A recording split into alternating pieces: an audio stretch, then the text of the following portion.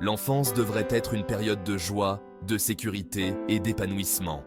Cependant, pour beaucoup, elle est marquée par des expériences de traumatisme et de négligence émotionnelle qui laissent des traces durables. Ces expériences, souvent invisibles à l'œil nu, peuvent projeter une ombre épaisse sur la vie d'une personne. Les traumatismes peuvent se manifester sous la forme de violences physiques, émotionnelles ou sexuelles, de la violence subie ou de la négligence. La négligence émotionnelle, quant à elle, implique un manque persistant de réceptivité émotionnelle et de soutien de la part des figures d'attachement. Les effets de ces expériences précoces peuvent être profonds et se répercuter sur divers aspects de la vie adulte. Les personnes qui ont subi un traumatisme ou une négligence pendant leur enfance peuvent avoir des difficultés à gérer leurs émotions, leurs relations, leur estime de soi et leur bien-être général. Elles peuvent avoir du mal à faire confiance aux autres, à nouer des liens solides ou à faire face au stress et à l'adversité.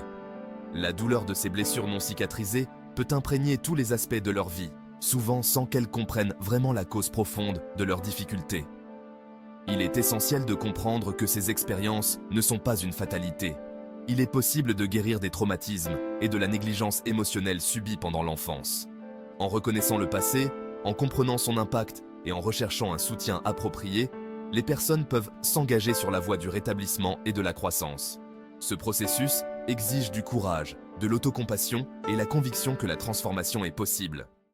Reconnaître les effets persistants des traumatismes et de la négligence émotionnelle subie pendant l'enfance est la première étape vers la guérison.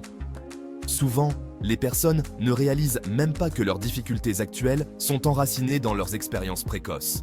Elles peuvent attribuer leurs difficultés à des défauts personnels ou à des facteurs externes, ignorant les blessures profondes qui continuent de façonner leur vie. Les symptômes courants d'un traumatisme non guéri peuvent se manifester de diverses manières.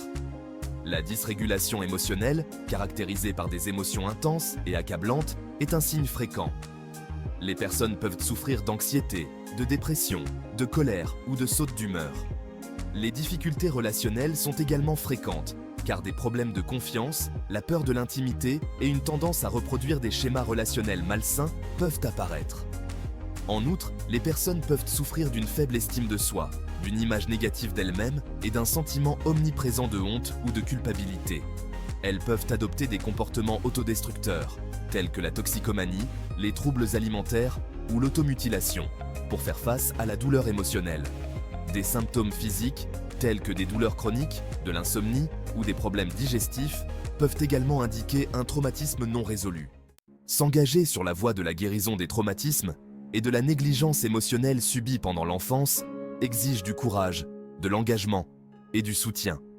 Il s'agit d'un voyage de transformation qui implique de reconnaître le passé, de digérer les émotions douloureuses et de développer des mécanismes d'adaptation sains.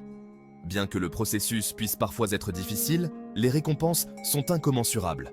La thérapie joue un rôle essentiel dans le rétablissement des traumatismes.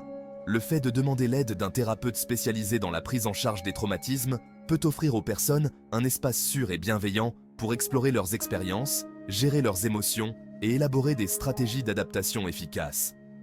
Différentes approches thérapeutiques, telles que la thérapie cognitivo-comportementale axée sur les traumatismes, la désensibilisation et le retraitement par les mouvements oculaires et l'expérience somatique peuvent être utiles pour répondre aux besoins spécifiques de chaque individu. En plus de la thérapie, plusieurs stratégies d'auto-assistance peuvent compléter le processus de guérison.